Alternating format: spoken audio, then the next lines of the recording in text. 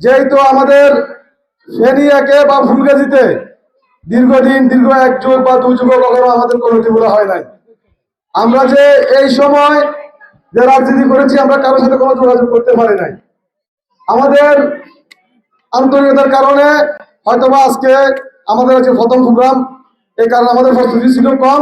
আমরা আপনাকে কথা দিচ্ছি আগামীতে আর বাকি যে 8টা ওয়ার্ড ইনশাল্লাহ আমরা প্রোগ্রাম করব। আমরা দেখিয়ে দিব বাংলাদেশের মধ্যে সর্বোচ্চ আমাদের সদর ইউনিয়ন যুবদলের প্রত্যেকটি প্রোগ্রাম যেন আমরা বড় ধরনের সাকসেস করতে পারি, ইনশাল্লাহ আমরা চেষ্টা করবো।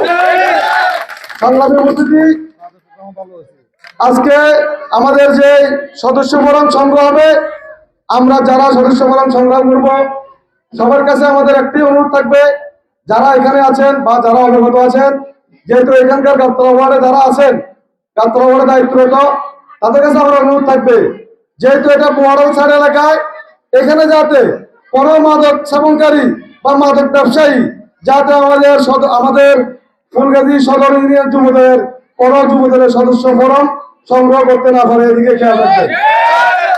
সংগ্রামী উপস্থিতি, বক্তব্য দীর্ঘায়িত করবো না, যেহেতু বড় বড় ব্যস্ত মানুষ। ইনশাল্লাহ আগামীতে বক্তব্য দিব। সবাই ভালো থাকবেন, সুস্থ থাকবেন।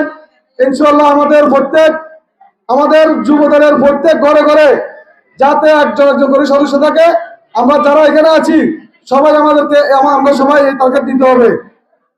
কোনো ফ্যামিলি যাতে কোনো ঘর থেকে যাতে একটা সদস্য যাতে বাদ না যায়, আমরা সবাই এই চেষ্টা করে ইনশাআল্লাহ যুবদল সদস্য বরং সংগ্রহ করবো।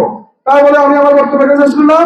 বাংলাদেশ জিন্দাবাদ, বাংলাদেশ জাতীয়বাদী দল জিন্দাবাদ, শহীদ জিয়া অমর হোক, দেশ নেত্রী বেগম খালেদা জিয়া দীর্ঘজীবী হোক, তারেক রহমান জিন্দাবাদ জিন্দাবাদ জিন্দাবাদ। আসসালামু আলাইকুম।